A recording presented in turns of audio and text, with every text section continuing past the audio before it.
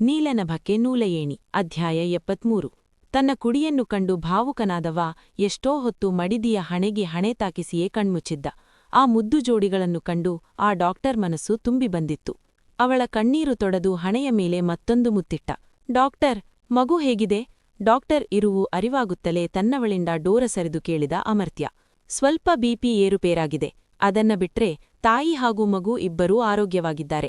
ನಾನು ಪ್ರಿಸ್ಕ್ರೈಬ್ ಮಾಡಿರುವ ಮೆಡಿಸಿನ್ಸ್ ತಪ್ಪದೇ ಕೊಡಿ.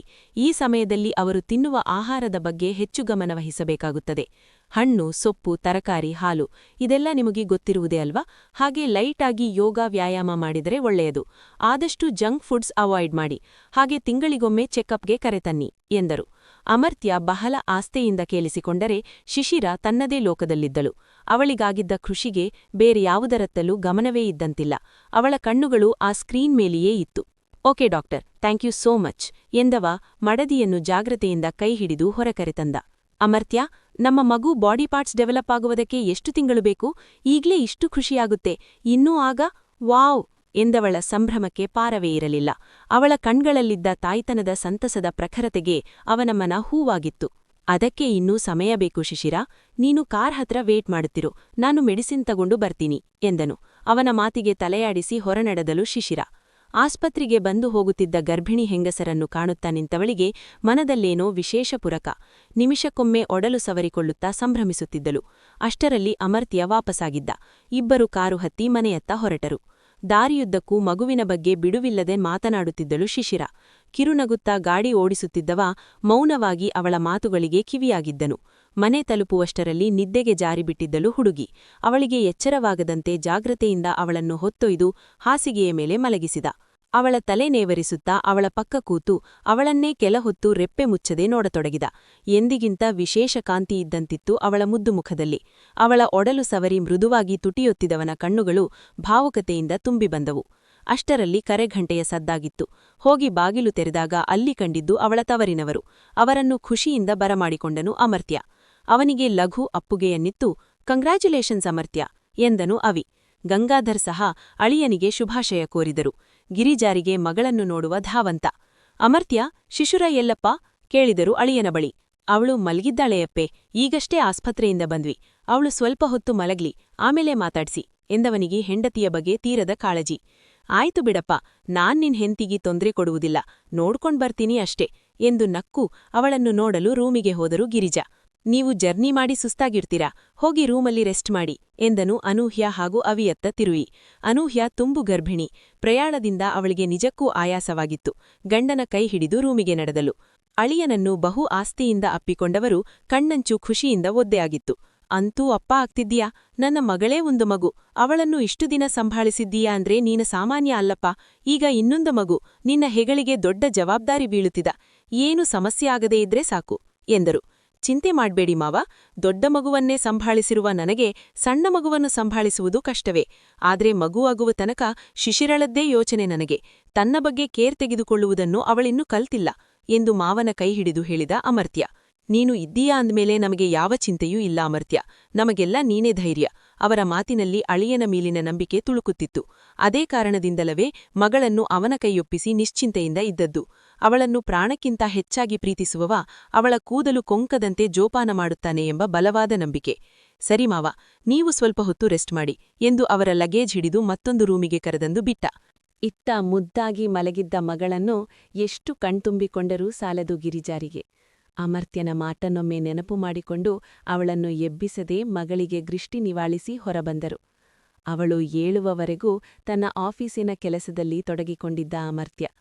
3 ಗಂಟೆ ಸುಮಾರಿಗೆ ಎದ್ದವಳು ಮೈಮುರಿಯುಕ್ಕ, ಅಮರ್ತ್ಯ, ನಾವು ಮನೆಗೆ ಯಾವಾಗ ಬಂದ್ವಿ ಎಂದಳು. ತಾನು ಕಾರಿನಲ್ಲೇ ಮಲಗಿಬಿಟ್ಟಿದ್ದರ ಅರಿವಿಲ್ಲ ಹುಡುಗಿಗೆ. ಬೇಗ ಫ್ರೆಶ್ ಆಗಿ ಬಾ, ನಿನಗೊಂದು ಸರ್ಪ್ರೈಸ್ ಇದೆ ಎಂದನು. ವಾವ್, ಏನದು? ಅವಸರಿಸಿದಳು ಶಿಶಿರ. ಫ್ರೆಶ್ ಆಗಿ ಬಾ ಮತ್ತೆ ಒತ್ತಿ ಹೇಳಿದವ ನಕ್ಕು ರೂಮಿನಿಂದ ಹೊರನಡೆದ. ಅವಳು ಬಾತ್ರೂಮ್ ಹೊಕ್ಕು ಮುಖ ತೊಳೆದು ಫ್ರೆಶ್ ಆಗಿ ಹೊರಗೋಡಿ ಬಂದಳು. ಅಂತಹ ಸರ್ಪ್ರೈಸ್ ಏನಿರಬಹುದು ಎಂಬ ಕುತೂಹಲ ಅವಳಿಗೆ. ಹಾಲ್ಗೆ ಬಂದು ನೋಡಿದವಳಿಗೆ ನಿಜಕ್ಕೂ ಅಚ್ಚರಿ ಕಾದಿತ್ತು. ಸೋಫಾದಲ್ಲಿ ಅಮರ್ತ್ಯನೊಂದಿಗೆ ಕುಳಿತಿರುವ ತನ್ನಪ್ಪ ಹಾಗೂ ಅಣ್ಣನನ್ನು ಕಂಡಾಗ. ನಾಳೆ ಬರುತ್ತೇವೆಂದು ಹೇಳಿ 1 ದಿನ ಮುಂಚೆಯೇ ಬಂದಿದ್ದರಲ್ಲ? ಅಪ್ಪಾಜಿ, ಖುಷಿಯಿಂದ ಕೂಗುತ್ತಾ ಅವರ ಬಳಿಗೋಡಿದಳು ಶಿಶಿರ. ಮಗಳನ್ನು ಪ್ರೀತಿಯಿಂದ ಅಪ್ಪಿ, ಹೇಗಿದೀಯಾ ಪಾಪೂ ಎಂದರು. ಅಪ್ಪಾಜಿ, ಈಗ ಅವಳು ಪಾಪು ಅಲ್ಲ, ಒಂದು ಪಾಪುವಿನ ಅಮ್ಮ ಎಂದು ಅವಳನ್ನು ಕೆಣಕಿ ನಕ್ಕು ಬಿಟ್ಟ ಅವಿ. ಅವಳು ಕಣ್ಣಗಲಿಸಿ ಮುನಿಸಿನಿಂದ ಅಣ್ಣನನ್ನು ದಿಟ್ಟಿಸಿದಳು. ಅವಳು 100 ಮಕ್ಕಳ ತಾಯಿಯಾದರೂ ನನಗೆ ಪಾಪುನೇ ಕಣೋ ಎಂದರು. ಅಪ್ಪಾಜಿ, ನಾಳೆ ಬರ್ತೀನಿ ಎಂದು ಇವತ್ತೇ ಬಂದಿದ್ದೀರಾ, ನನಗೆ ಎಷ್ಟು ಖುಷಿಯಾಯ್ತು ಗೊತ್ತಾ. ನೀವು ಯಾವಾಗ ಬರ್ತೀರಾ ಅಂತ ಕಾಯ್ತಿದ್ದೆ. ಅಮ್ಮ ಮತ್ತೆ ಅತಿಗೆಯಲ್ಲಿ ಒಂದೇ ಉಸಿರಿಗೆ ಕೇಳಿದಳು. ಅವಳ ಪಟಪಟ ಮಾತುಗಳನ್ನು ಕೇಳಿ ಎಲ್ಲರ ಮನಸ್ಸು ಮತ್ತೆ ಹಸಿರಾಯಿತು. ನಿನ್ನ ಅತಿಗೆ ರೂಮಲ್ಲಿ ರೆಸ್ಟ್ ಮಾಡ್ತಿದ್ದಾಳೆ, ನಿನ್ನಮ್ಮ ಅಡುಗೆ ಮನೆಯಲ್ಲಿದ್ದಾಳೆ. ಹೌದಾ, ನಾನು ಅತಿಗೆಯನ್ನ ನೋಡ್ಬೇಕು ಎಂದು ರೂಮಿಗೋಡಿದಳು. ಅವಳು ಓಡಿದ ವೇಗವನ್ನು ಕಂಡು ಹುಷಾರು ಶಿಶಿರಾ ಎಂದು ಕೂಗಿದ ಅಮರ್ತ್ಯ. ಆದರೆ ಅವಳಿಗೆ ಅವನ ಮಾತಿನ ಮೇಲೆ ಗಮನವೇ ಇದ್ದಂತಿರಲಿಲ್ಲ. ಇದಕ್ಕೆ ಮಾವ ನನಗೆ ಭಯವಾಗುವುದು, ಸಾಧ್ಯವಾದರೆ ಒಂದಷ್ಟು ದಿನ ಅತ್ತಿಗೆಯನ್ನು ಇಲ್ಲೇ ಇರಿಸಿ ಎಂದ. ಅವರು ನಕ್ಕು ತಲೆಯಾಡಿಸಿದರು. ಅತ್ತಿಗೆಯ ಜೊತೆ ಕೆಲಹೊತ್ತು ಹರಟಿದವಳು ಅಮ್ಮನನ್ನೂ ಮಾತನಾಡಿಸಿದ್ದಳು. ಅಂದು ಗಿರಿಜಾ ರುಚಿರುಚಿಯಾದ ಅಡುಗೆ ಮಾಡಿದ್ದರು. ಎಲ್ಲರಿಗೂ ಅವರೇ ಬಡಿಸಿದ್ದರು.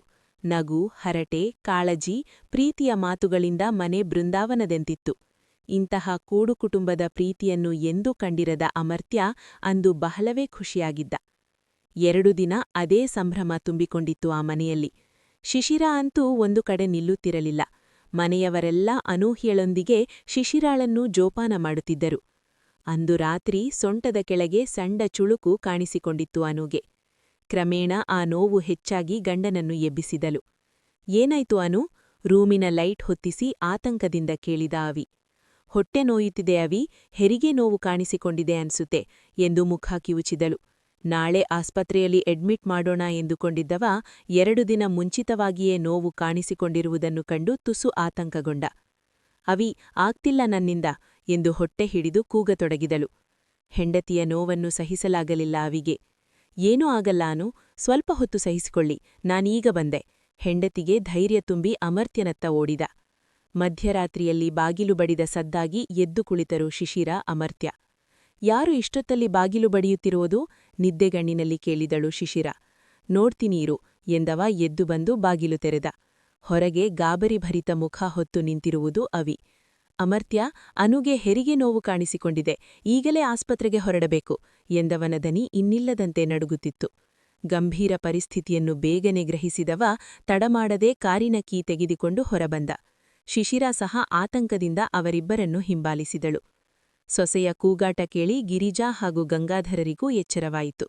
ಅವಿ ಹಾಗೂ ಅಮರ್ತ್ಯ ಸೇರಿ ಅನೂಹ್ಯಳನ್ನು ಕಾರಿನಲ್ಲಿ ಮಲಗಿಸಿದರು. ಅಮರ್ತ್ಯ, ನಾನು ಬರ್ತೀನಿ, ಪ್ಲೀಸ್ ಅಮರ್ತ್ಯ ಕೇಳಿಕೊಂಡಳು ಶಿಶಿರಾ. ಬೇಡ ಶಿಶಿರಾ, ನೀನು ಅತ್ತೆಮಾವನ ಜೊತೆ ಇಲ್ಲೇ ಇರು, ಬೇಕಿದ್ರೆ ನಾಳೆ ಬೆಳಿಗ್ಗೆ ಬರುವೆಯಂತೆ. ಅವಳನ್ನು ಈ ಹೊತ್ತಲ್ಲಿ ಆಸ್ಪತ್ರೆಗೆ ಕರೆದೊಯ್ಯುವುದು ಇಷ್ಟವಾಗಲಿಲ್ಲ ಅಮರ್ತ್ಯನಿಗೆ. ಇಲ್ಲ, ನಾನು ಬರ್ತೀನಿ ಅಷ್ಟೇ, ಪ್ಲೀಸ್ ಕರ್ಕೊಂಡ್ಹೋಗು ಎಂದು ಹಠ ಮಾಡಿದಳು. ಇತ್ತ ಅನೂಹ್ಯಳ ಕಿರುಚಾಟವೂ ಹೆಚ್ಚಾಗುತ್ತಿತ್ತು. ಸರಿ, ಕಾರ್ ಹತ್ತು, ಅತ್ತೆಮಾವ ನೀವಿಲ್ಲೇ ಇರಿ, ಇವರನ್ನು ಆಸ್ಪತ್ರೆಗೆ ಬಿಟ್ಟು ನಾನು ಮತ್ತೆ ಬರುತ್ತೇನೆ ಎಂದವ ತಡಮಾಡದೆ ಗಾಡಿ ಸ್ಟಾರ್ಟ್ ಮಾಡಿ ಆಸ್ಪತ್ರೆಯತ್ತ ಹೊರಟ ಅಮರ್ತ್ಯ. ಶಿಶಿರಾ ತನ್ನತ್ತಿಗೆಯೊಂದಿಗೆ ಹಿಂದಿನ ಸೀಟಿನಲ್ಲುಳಿದರೆ ಅವಿ ಅಮರ್ತ್ಯನ ಪಕ್ಕ ಕುಳಿತಿದ್ದ. ಅವಳ ಕೈ ಹಿಡಿದು ಸಮಾಧಾನಿಸುತ್ತಿದ್ದ ಶಿಶಿರಾ ಅವಳ ಜಾಗದಲ್ಲಿ ತನ್ನನ್ನೇ ಕಲ್ಪಿಸಿಕೊಳ್ಳುತ್ತಿದ್ದಳು. ಅವಳ ಸ್ಥಿತಿಯನ್ನು ನೋಡಲಾರದೆ ಚಡಪಡಿಸುತ್ತಾ ಕಣ್ತುಂಬಿಕೊಂಡಿದ್ದ ಅಣ್ಣನನ್ನು ಕಂಡು ಸಂಕಟವಾಯಿತು. ಒಂದು ಜೀವನನ್ನು ಭೂಮಿಗೆ ತರಲು ಇಷ್ಟೆಲ್ಲ ನೋವು ನುಂಗಬೇಕೆ ಎಂದುಕೊಂಡವಳ ಕೈಗಳು ತನ್ನ ಉದರವನ್ನು ಮೃದುವಾಗಿ ಸವರಿಕೊಂಡವು. ಕೆಲವೇ ಹೊತ್ತಿನಲ್ಲಿ ಎಲ್ಲರೂ ಆಸ್ಪತ್ರೆ ತಲುಪಿದ್ದರು. ಕೂಡಲೇ ಅವಳನ್ನು ಅಡ್ಮಿಟ್ ಮಾಡಲಾಯಿತು. ಹಣೆಯ ಮೇಲೆ ಕೈ ಹೊತ್ತು ಕುಳಿತುಬಿಟ್ಟಿದ್ದ ಅವ್ಯುಕ್ತ್ ತನ್ನ ಮಡವಿ ಹಾಗೂ ಮಗುವಿನ ಕ್ಷೇಮಕ್ಕಾಗಿ ದೇವರಲ್ಲಿ ಬಗೆಬಗೆಯಾಗಿ ಪ್ರಾರ್ಥಿಸುತ್ತಿದ್ದ. ಶಿಶಿರಾ ಅದೇಕೋ ಮಂಕಾಗಿಬಿಟ್ಟಿದ್ದಳು. ಮೌನವಾಗಿ ಒಂದೆಡೆ ಕುಳಿತ ಹೆಂಡತಿಯನ್ನು ಕಂಡು ಅವಳ ಪಕ್ಕ ಬಂದು ಕೂತನು ಅಮರ್ತ್ಯ. ಭಯ ಆಯ್ತಾ? ಅವಳ ಕೈ ಹಿಡಿದು ಕೇಳಿದನು.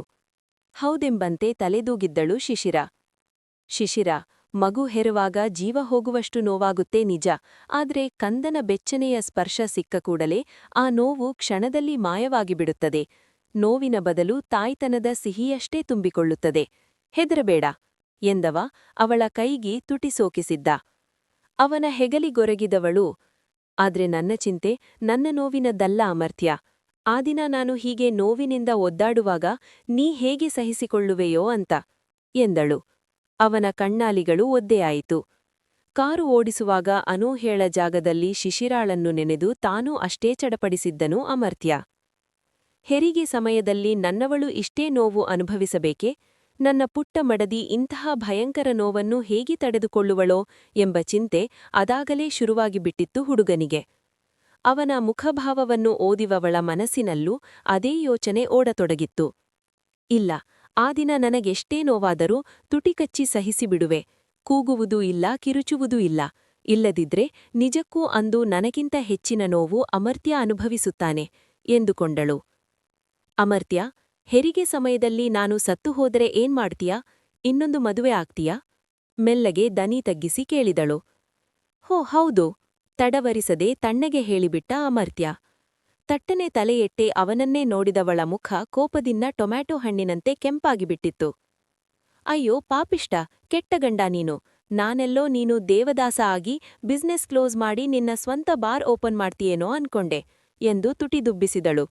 ಅವಳ ಮಾತಿಗೆ ನಕ್ಕ ಅವನು ಅವಳನ್ನು ಎದೆಗಪ್ಪಿಕೊಂಡು, ಅಯ್ಯೋ ಹುಚ್ಚಿ, ಬಾರ್ ಓಪನ್ ಮಾಡೋದಕ್ಕೆ ನಾನು ಭೂಮಿಯ ಮೇಲಿದ್ದರಲ್ಲವೇ? ಅವತ್ತೇ ಹೇಳಲಿಲ್ವಾ ಶಿಶಿರ, ನಿನಗೇನಾದ್ರೂ ಆದ್ರೆ ನನಗೆ ಬದುಕುವುದಕ್ಕೆ ಕಾರಣಗಳೇ ಇರುವುದಿಲ್ಲ ಅಂತ. ಇಬ್ಬರೂ ಆತ್ಮಗಳಾಗಿ ಮತ್ತೊಮ್ಮೆ ಮದುವೆಯಾಗೋಣ ಎಂದವ ಮಾತು ಕೇಳಿ ಜೋರಾಗಿ ನಕ್ಕುಬಿಟ್ಟಳು ಶಿಶಿರ.